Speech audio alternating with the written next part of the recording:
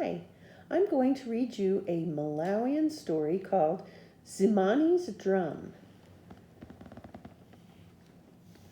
Zimani was blind, but he easily made his way along the trail, guided by the ba-dum, ba-dum of his brother's drumming. He stepped with the beat, resting one hand on his own drum and the other on his brother Sakungwa's shoulder, so they moved as one up the hillside. The brothers had traveled this path many times before as they went to drum for the villagers around Lake Nyasa. Zimani didn't need his eyesight to find the way. His feet remembered where the soil of the path had worn to rock and where the loose dirt shifted beneath his sandals. He ran his hand along his drum strap and tapped the drum, mimicking his sandals slapping on the hard dirt. Thunka, thunka.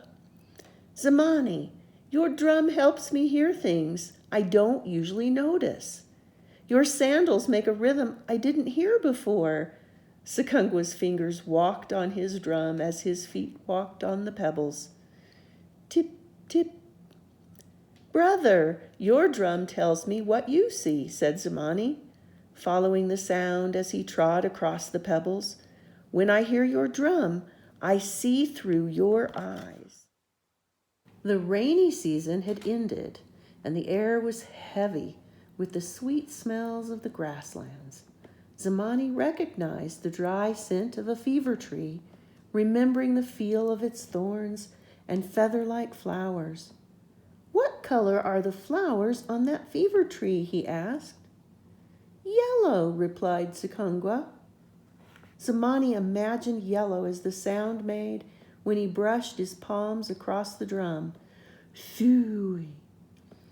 A hot breeze stirred the air, bringing with it a musty smell Zimani also recognized. He imagined the color gold as that smell. Sakungwa, I smell lion, he said. Baboons chattered as the boys hurried into the palm forest. Zimani stood still, breathing hard. I don't smell it now, do you? No, said Sakungwa, glancing around. I think we left lion behind, added Zimani hopefully. They walked quietly in the dappled shade. Tortoise is crossing the path, Sakungwa said. Mind your step. Here's my arm. Tortoise moved slowly as though he were a rock come reluctantly to life. Brother Tortoise, said Zimani, my legs are longer than yours. Would you like me to carry you? Yes, Brother Two Legs, said Tortoise. I'm out for a stroll, but my forelegs aren't taking me very far. Zimani bent down and opened his net bag.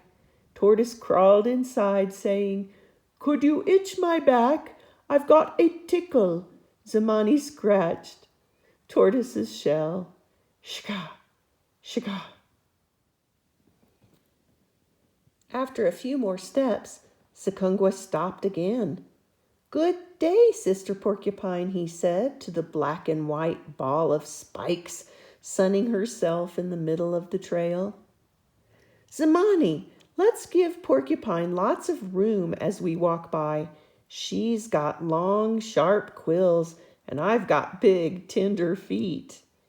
Porcupine moved off the trail, her spines clacking and rustling as she ambled along. Sister Porcupine, asked Zimani, could I have one of your quills to tap on my drum? All right, let me shake one off. She wiggled and shimmied. Chur, tack, tack. A long quill fell off her back, and Sakungwa handed it to Zimani. Thank you, Sister Porcupine. Good journeys to you.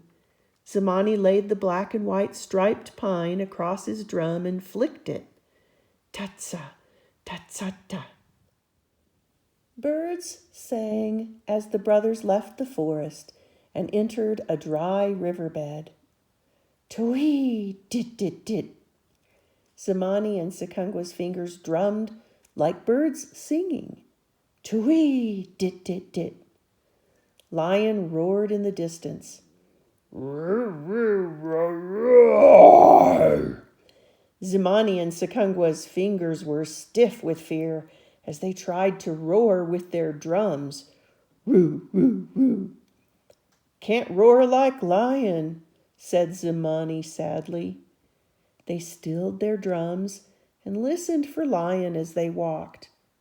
The dried mud cracked under their feet, its parched brittleness reminding Zimani of the time he touched one of the elephant bones littering the riverbed. His brother took him by the hands, placing Zimani's palms on something cool and smooth, an ivory tusk.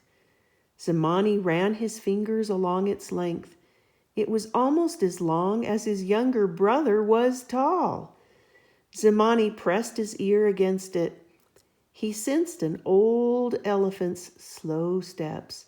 The elephant dead now, but the rhythm still alive in the tusk. Rumba tarum, rumba tarum. The boys lifted the long tusk on their shoulders and hiked out of the riverbed. Rumba tarum. There are fresh lion tracks here, Sakungwa said, picking up the pace. Soon the brothers passed over a grassy ridge. They heard the high, clear sweetness of girls singing from a lone hut in the valley below. Forgetting about lion for a moment, they stopped and listened to the soaring voices. Ningomai kaliraim denga jonjoli. When the drum sounds the jonjoli, drum brings the spirit. Da-brum, da-brum, brum, brum.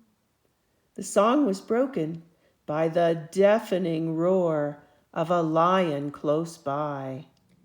The brothers ran stumbling and breathless to the thatched hut of the singers. The door swung inward. Hurry, come in, said a young girl, helping the brothers inside. Lion's been circling the house for 2 days. We were hoping warriors would hear us, but we're both too young to carry spears, and I'll never be a warrior, Zimani said evenly. I'll never be allowed to be a warrior either, said the girl softly, grasping Zimani's hand and leading him to a chair. I'm Mudzi, and this is my big sister Nyango. We're Zimani and Sakungwa of Nomba's village. We were on our way to Lake Nyasa to drum, explained Zimani. And I am Mikongo, snarled Lion, scratching at the cane door. Go away, we are not afraid of you, said Zimani, trying to sound calm. He could hear the door rattling. Everyone fears me, Mikongo growled, scratching his head. I am so fierce that when you see the size of the flea that lives in my mane, you'll even be scared of it. But I'm so brave I've barely noticed it. He scratched the biggest of the fleas that had been biting him all day and flicked it under the door. Zimani was unimpressed to hear it scuttle across the floor. That little nit, he scoffed, pretending to see it. Wait until you see the bug that's been on me. My skin is so rough. It broke its teeth when it tried to bite me. He whispered to Tortoise, Friend, lions don't eat you, and you look like a beetle. Do you think you can fool him? Tortoise crawled out of the hut. Wide-eyed, Mikongo went into an itching fit when he saw the tortoise bug. As he scratched, he pulled a long strand of hair from his mane, checking its length and toughness. One hair from my mighty mane is stronger than the sturdiest vine, he boasted, poking it through the partly shredded door. Look at it and shake with fear. Zimani wasn't scared to hear the gentle scritch-scritch sound as the strand was pushed into the hut. Fine as baby's hair, he laughed. Now let me show you a strong strand of hair. He pushed the porcupine quill outside. You see my hair? He added, nearly believing himself. Mkongo backed up, gasping at the enormous size and sharpness of the strand. I'll show you, he yelled, charging the door and clawing a hole in the canes. I'm famous for my claws. Look how long and sharp they are. Zimani slid the elephant's tusk through the hole that Lion had made, saying, Here's a trimming from the nail on my little finger. Mkongo reared back his head and roared, Roo, roo, roo, roar, roo, roo, roo, roar, roo, roar. The terrible sound shook the hut, nearly tearing the door off its hinges. Zimani grabbed his drum, beating it with the fury of a warrior. Roo, roo, row, roar, roo, roo, roo, row, roar, roo, roo, roar. Sekungwa grabbed his drum. The brothers pounded the sound of thunder. Crick, crick, crick, crack. The sisters clapped, stomped, and sang with the mighty drums, the noise so loud it shook the skies. Ah-wee, crack, crack, crack. Terrified, Mkongo ran away from the sound. He ran over the first hill and then the next. He ran farther and farther, but the mighty drumming still pounded in his ears. He ran over mountains. He swam through rivers. He went so far, he never returned to that part of the world. Zimani and Sekungwa drummed the sound of celebration. Ta-tootsa ba-broom ba-bra, ta-tootsa ba-broom ba-bra. The sisters sang and stomped the dance of joy.